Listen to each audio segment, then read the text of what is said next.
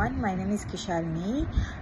Today I am going to present about the occupational safety and health in the online food delivery industry. Now I'll begin with a short introduction and overview of the industry. The online food delivery industry, through platforms like GrabFood and Foodpanda, has expanded very quickly in recent years. This growth mainly comes from the rising customer demand for convenience, as more people prefer ordering food online rather than dining out. However, the industry is growing. It also brings challenges. One of the biggest issues is the serious occupational safety and health risk faced by delivery riders. Riders often deal with traffic, weather condition, and long working hours, which put them at risk. So in this presentation, we will look deeper into these risks and explore possible solutions to make the industry safer for riders. Hello everyone, I'm Dhanushri. Today I'm going to present about summary of Article 1. Our first article is titled Factor Affecting Customer Intention to Use Online Food Delivery Services Before and During COVID-19 Pandemic. This research was not about riders themselves but about what riders' customer behavior. The key finding was that factors like perceived usefulness, trust, and particularly time saving and price saving benefits were the main reasons customers used these services. Crucially, the study found that neither food safety concern nor health risk like COVID-19 vulnerability significantly reduced customer demand. This tells us that the market is heavily driven by a demand, speed, and convenience. So, the second slide is about occupational safety and health from customer behavior. So, what is the occupational safety and health implication of these customer demands?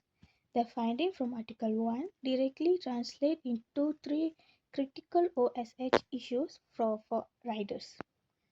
First, increase of workload and fatigue.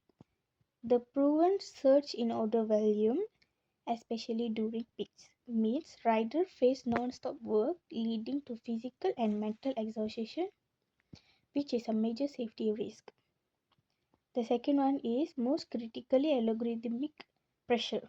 To meet the customer demand for speed that the article identify, platform algorithms are designed to prioritize fast delivery times.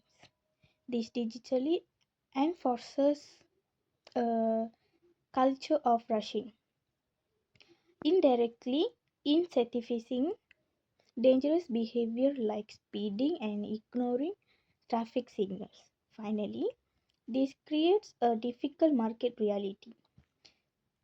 The entire business model is rewarded for speed. This means that is a rider's income and job security often depend on being fast, creating and systematic conflict where safety becomes a secondary concern. That's all from me. Thank you. Good evening, sir. My name is Ishwar Analaki Santarasekaran. So today I'm going to present about summary of the Article 2, the safety crisis. So for the safety crisis, I have 3 points here, which is the problem, the root cause, and finally the solution. So let's see for the first point. A study in Vietnam found over 54% of delivery riders experience a crash each year.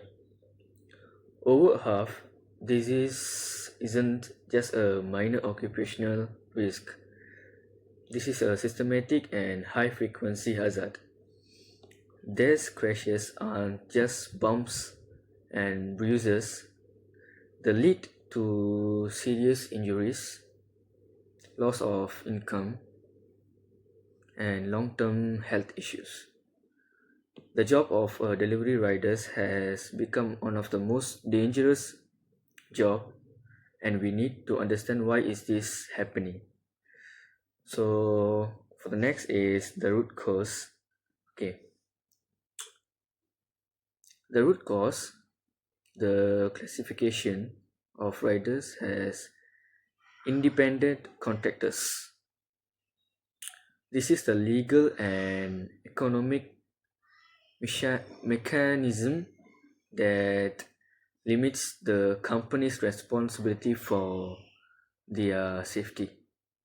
Under this model, companies often argue that because riders are their own boss, the responsibility for safety training, protective gear, and crash compensation falls squarely on the rider. This allows company to save on cost, but it externalizes the risk and cost of injury onto the most vulnerable party, the worker. So for the third point is the solution. So what is the answer? We need a strong safety climate. This means we can't just mandate a few helmets. We need a complete culture shift. It requires management commitment and the highest levels, meaning safety has to be a KPI, not an after truth. It also means providing proper equipment and training, like better bike maintenance, road safety courses, and high visibility gear. A strong safety climate is the key to finally occupational death undetectable accident. So for the slide 5, it's over. So I just move to the next slide. So for now, I'm going to present OSH issues from the gig economy model.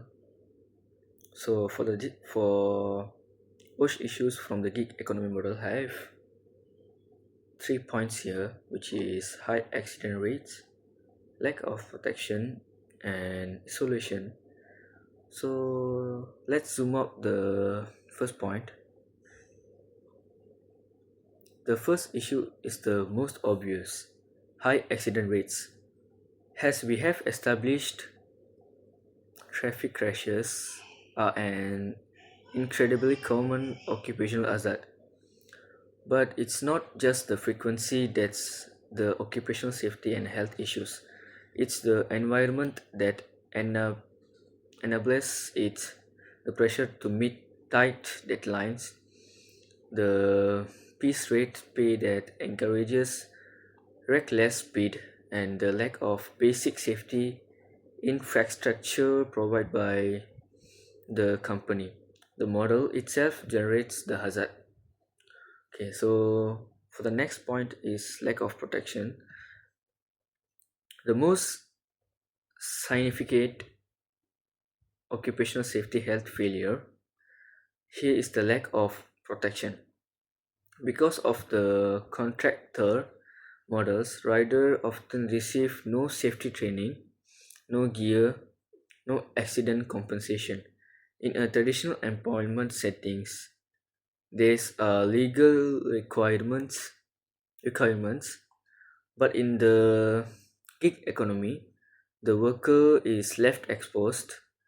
If they crash, there's no employment backed safety net. They are left to cover medical bills and lost wages on their own, which pushes them further into financial precarity. For next is isolation. Finally, we have the issue of the isolation. Gig economy riders work alone without safety support or communication. Unlike a traditional employee on a work site who has a supervisor and collegious, a rider is essentially on their own when a crisis hits. This lack of immediate safety support or clear lines of communication significantly increase risk during an emergency. Whether it's an accident, an assault, or a vehicle breakdown, the lack of a term or management oversight means the risk is managed solely by the individual, which is the antithesis of effective occupational safety and health management. So that's all from me, sir. Thank you.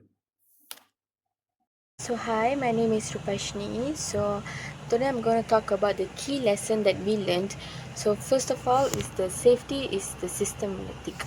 Rider safety is primarily the responsibility of the company and it's just not the individual.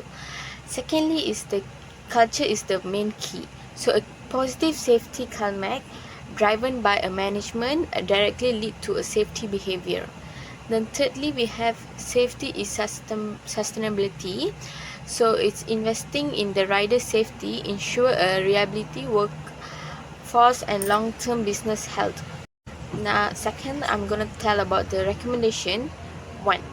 So build a safety framework.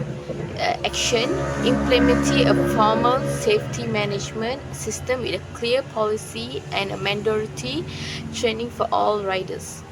Basic is this addresses the lack of organization safety system fleet in the research and build a foundation for a safety culture. Thank you. My name is Sharma Raghavendran and my slide is recommendation to redesign for safety which focus on improving the safety of delivery platform. Number one is action, modify the algorithms using by delivery platform to provide the more realistic and achievable delivery times. Implement mandatory break periods between deliveries to ensure drivers and couriers have the necessary rest. And second is basic, the recommendation targets to the root cause of accident delivery working, time pressure and rushing by making delivery expedition more reasonable and requiring rest likelihood of accident due to static or rushing would be reduced, exchanging safety. In my presentation, I can emphasizing the importance of balance, efficient with safety to ensure the worker aren't overburdened, which lead to fewer accident and more sustainable work environment. And this slide name is recommendation 3. Equipment empower riders give a clearly strategy to improve safety and communication among riders, like referring to delivery riders, transport staff, or similar group. Number one is action, providing high quality safety gear such as a helmet and vest to protect riders, ensure the physical safety, and stable clear two-way communication channel so that rider can share feedback, report safety issue, and receiving support from management. That means the organization should not only supply the right equipment but also encourage open communication about safety concerns. And second is basic, the recommendation is based on the key research findings showing that having a proper equipment and maintaining a strong management communication and are the both essential for the strong safety culture within the organization. The third is in short, the recommendation focus on protection and empowerment. Together, the action are help create a safer, more supportive, and motivate working environment from riders. Thank you. So the overall conclusion is, I want to highlight a key point. The well-being of riders is essential for building a sustainable and ethical food delivery industry. Companies needs to go beyond just focusing on fast deliveries. They must also integrate safety measures into their operation to protect riders. By putting these recommendation into practice, we can create a future where convenience for customer does not come at the cost of rider safety. That's all for me. Thank you.